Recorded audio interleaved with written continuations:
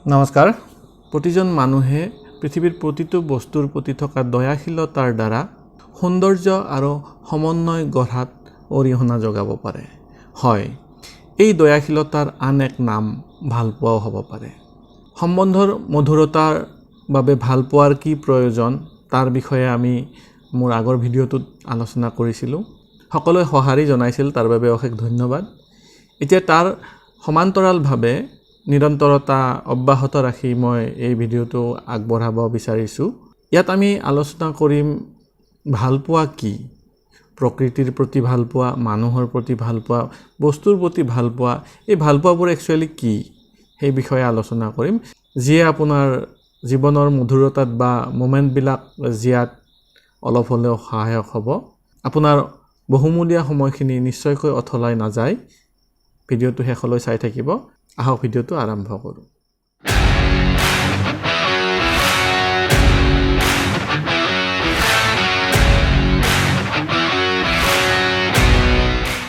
ভালপোৱা, আমি সকলোৱে ভালপোৱাক সস্তীয়া বস্তু হিচাপে লওঁ।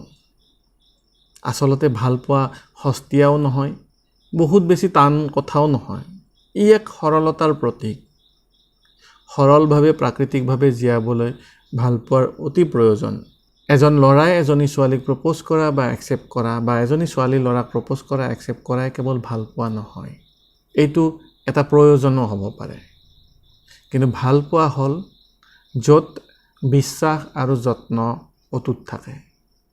বিশ্বাস কৰিব পাৰি, যত্ন ৰাখে, তেনেকুৱা সম্বন্ধকে ভালপোৱাৰ সম্বন্ধ বুলি কয়।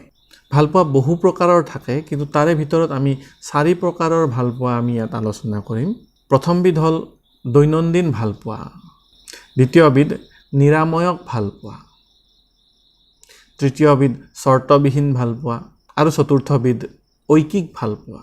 বুজাত অলপ অসুবিধা হ'ব সম্পূৰ্ণৰূপে অসমীয়াত ক'লে, গতিকে ইয়াকে আমি ইলাবৰেট কৰিম। দৈনন্দিন ভালপোৱা, দৈনিকভাৱে আমি ভালপোৱাবোৰ বিভিন্ন ৰূপত দেখা পাওঁ। যিদৰে সৰু ল'ৰা এজনে পেণ্টত যদি লেট্ৰিন কৰে, তেতিয়া মাকে কি কৰিব? ধুই থকা সময়ত ক'ব, তোৰ এইটো নিজৰ হাতত নাছিল, সেইকাৰণে হৈ গ'ল, গতিকে বেছি ডিপ্ৰেছ হ'ব নালাগে বা বেছি চিন্তা কৰিব নালাগে, তোৰ এইটো হাতত নাছিল। ইও এক প্ৰকাৰৰ ভালপোৱা, যিবোৰ আমি দৈনিক দেখিবলৈ পাওঁ। দেউতাকে সৰুতে কোৱা কথাষাৰ 80 বছৰ পিছতো পুতেকে সোঁৱৰে। দেউতাই এনেকৈ কৈছিল, আজিৰ পৰা ইমান বছৰ আগতে দেউতাই এনেকৈ কৈছিল। ইও এক ভালপোৱাৰে প্ৰতীক, দৈনন্দিন দেখা ভালপোৱা। আপোনাৰ ঘৰত পোহনীয়া কুকুৰ এটাই আপুনি বাহিৰলৈ গ'লে ঘৰৰ ভিতৰলৈ অহালৈকে সি দুৱাৰদলিত ৰখি থাকে।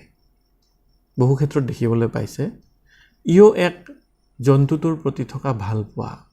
আপুনি যে মৰম কৰে, আপুনি যে ভাল পায়, বিশ্বাস কৰে, যত্ন ৰাখে, সেই কথাষাৰ সেই জন্তুটোৱে বুজি পায়, সেইকাৰণে আপোনাৰ কাৰণে ৰখি থাকে। এইবোৰ দৈনন্দিন ভালপোৱাৰ উদাহৰণ। আপোনাৰ সতেজ বিশ্বাস আৰু যত্নই এই ভালপোৱাক দৈনিকভাৱে প্ৰদৰ্শন কৰে। দ্বিতীয়টো হ'ল নিৰাময়ক ভালপোৱা। ভালপোৱাৰ এনেকুৱা এটা হিলিং পাৱাৰ আছে, মানে নিৰাময় কৰিব পাৱাৰ আছে, সেইটো আপুনি উদাহৰণবিলাক দিলেহে বুজি পাব। যিকোনো মানুহ এজন মানসিকভাৱে আঘাতগ্ৰস্ত হৈ থাকিলে তাক যদি আপুনি অলপো ছাপৰ্ট দিয়ে, সুন্দৰভাৱে যদি কথা কয় বা আপোনভাৱে কথা কয়, বা তাৰ বেদনাখিনি বিশ্বাস কৰি লয়, বা তাক যত্ন কৰে, বোলে ভৱিষ্যতে এনেকৈ নকৰিবি বা এনেকুৱা কৰিবি, বিভিন্ন দিশত যদি আগবঢ়াই লৈ যায়, তেনেকুৱা মানুহবোৰৰ মাজত ভালপোৱাৰ সম্বন্ধ গঢ়ি উঠে। আৰু এইটোক নিৰাময়ক ভালপোৱা বুলি কয়, হিলিং লাভ। আনহাতে ক্ষমা হ'ল ভালপোৱাৰ এটা অনন্য দিশ, যাৰ দ্বাৰা জীৱনটোক অনুগ্ৰহৰ দিশেৰে চাব পাৰি। অৰ্থাৎ ভালপোৱা মানুহজনক সহজে ক্ষমা কৰি দিব পাৰিব লাগে, তেতিয়া সম্বন্ধটো মধুৰ হৈ থাকে। ক্ষমা কৰি দিলে আপুনি সৰু হৈ নাযায়, আপোনাৰ মান উচ্চস্তৰীয় হৈহে যায়। এতিয়া আপুনি ভাবিব, ঘৈণীয়েকে গিৰিয়েকৰ আগত বহু দোষ কৰিল, তাৰ পিছতো গিৰিয়েকে ক্ষমা কৰি দিলে কিবা এটা স্বাৰ্থত। আচলতে সেইটো স্বাৰ্থ নহ'বও পাৰে, বিশ্বাস আৰু যত্নৰ বাবেও হ'ব পাৰে। যেনেকুৱা মানে তেওঁ কিবা এটা চাৰ্কামষ্টেঞ্চত পৰিহে এইটো কাম কৰিছে, তেনেকুৱা ধৰণৰ বিশ্বাস যদি থাকে, তেতিয়াহ'লে সেই ভালপোৱাটো সুমধুৰ হৈ থাকিব পাৰে। তৃতীয় প্ৰকাৰৰ ভালপোৱা হ'ল চৰ্তবিহীন ভালপোৱা।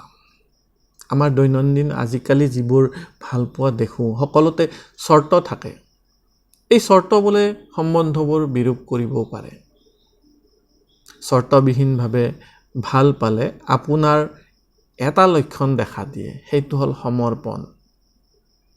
আপুনি যদি সম্পূৰ্ণ সমৰ্পিত হৈ এটা সম্বন্ধক আগবঢ়াই লৈ যায় তেতিয়াহ'লে সেই সম্বন্ধটো দীৰ্ঘদিনীয়া হৈ পৰে আৰু সুমধুৰ হৈ পৰে।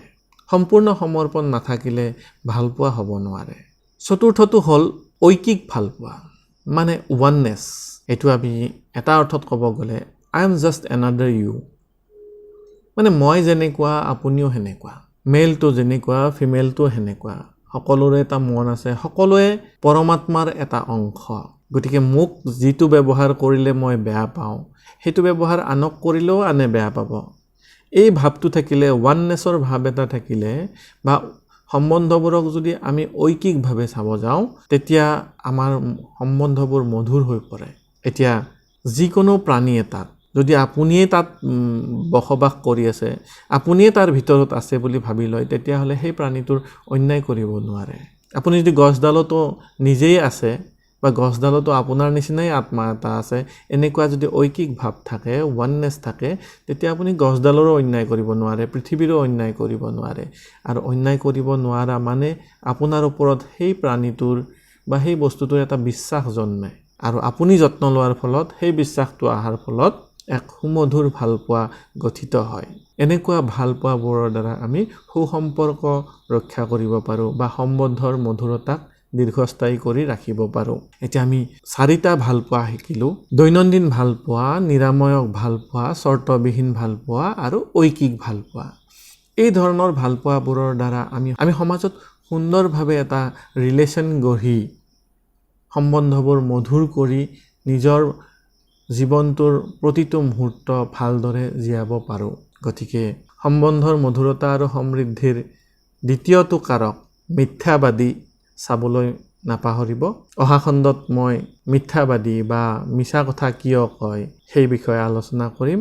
চেনেলটো ছাবস্ক্ৰাইব কৰিব, ভিডিঅ'টো ভাল লাগিলে লাইক কৰিব আৰু শ্বেয়াৰ কৰিব নাপাহৰিব।